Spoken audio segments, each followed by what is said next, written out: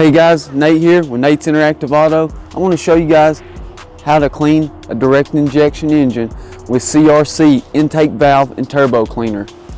So as you can see, the direct injection engine, and this guy has a lot of valve gunk, and we're going to clean this valve gunk.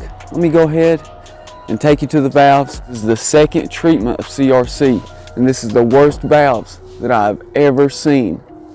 All we're going to need is our borescope camera.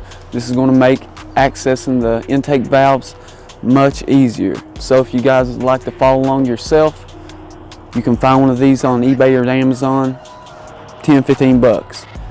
Or you can get a little bit more high quality one like I'm using right here. So without further ado, let's jump right in. We finally did the impossible. All right guys, here we are at the first observable valve. And you can go back, look at the video CRC versus seafoam to see which intake valve cleaner is the best. So in that video, we show these valves were covered with carbon buildup. And after using the CRC and seafoam 10,000 miles apart, well, you'll definitely see which one's the best. But for this video, we're going to show round 2, CRC. Can it finish the job with the second treatment? As I said, these valves were covered.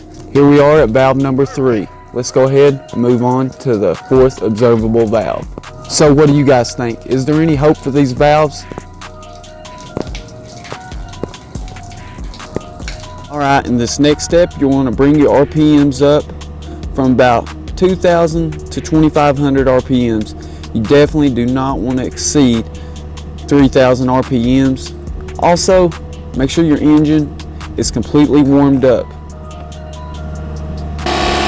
So as you can see, we do in fact have an oil catch can installed, and it's definitely helped out a lot, as you can see in the gumout direct injection cleaner video. Or if you guys want to know how to install a catch can, make sure to check that video out also. The next thing you want to do is go ahead and remove your air box. This is located where your air filter is, so you can access the intake manifold and spray in through the throttle body. This is a very easy way. If you have a mass airflow sensor, just spray directly past it. All you'll have to do is insert this straw past the sensor. So if the sensor was here with a plug, I would just take this straw, insert it past it. This car has a map sensor, so it's definitely not necessary. Let's go ahead and get started with spraying our cleaner.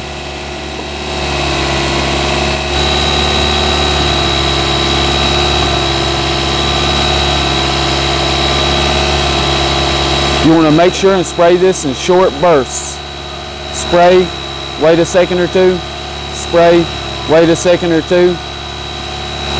Once we've sprayed all this cleaner and emptied the can,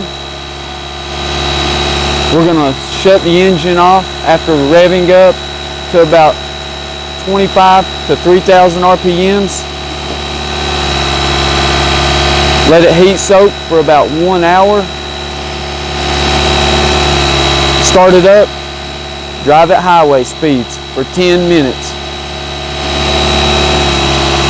Always make sure to keep your arms and limbs free of any moving parts like this. Alright, are we seeing any exhaust smoke? Well, I can see some smoke already. Let's go ahead, jump right back into the test. Always keep your straw inserted towards the throttle body. The only reason I had it extended out earlier is so you guys could see.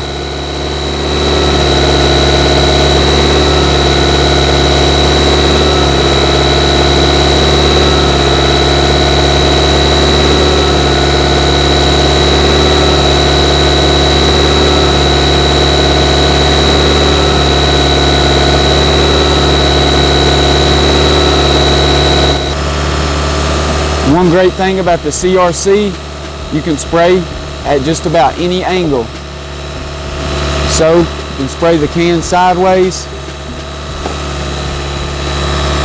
upside down. And trust me, I've had a lot of problems with spraying other cleaners. So, how about the results? Well, I have something really cool in store for you. Just drop a comment below, let me know.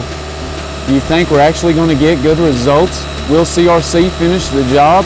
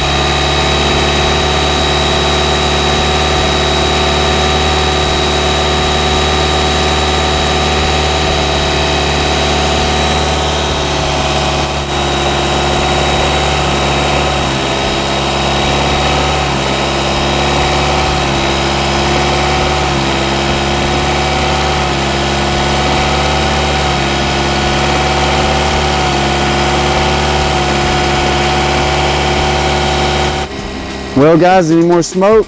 Seems like the smoke has seemed to have went away. I can see a small amount of smoke right there. Well, let's go ahead, raise the RPMs up, then drop it back down to idle and turn the car off, let it heat soak for 1 hour, come back and check these valves. As you can see, I've just inserted a small pole or a piece of pipe between the seat and the pedal, so this works for throttle, cable, or electric. Alright, go ahead, raise your RPMs up to about 3,000, 1 to 2 times. Then you want to slowly allow the RPMs to drop.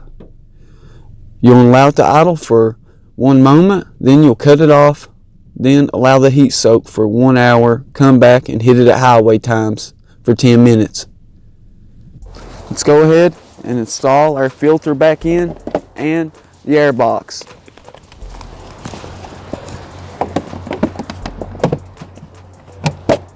Once you have everything back together, you can now go for the drive at highway speeds for 10 minutes.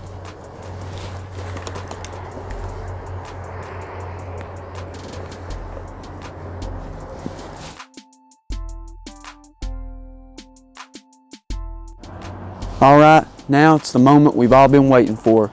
Let's go ahead, take this bore scope, go back inside the engine and look at these intake valves and see just how much carbon buildup it removed. Or did it even help this time? Alright guys, here we are at the first observable valve. Can you tell a difference? I can see some improvement. Let's move on to the second observable valve.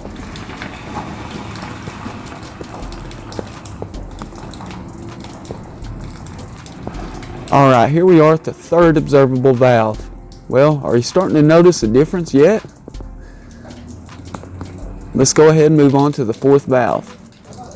Here we are at the fourth valve. Well, make sure you guys let me know what you think and be sure to drop a comment below what we can try next. As always guys, get ready to get wrenching for the next upcoming video here at Nate's Interactive Auto. Thank you for watching.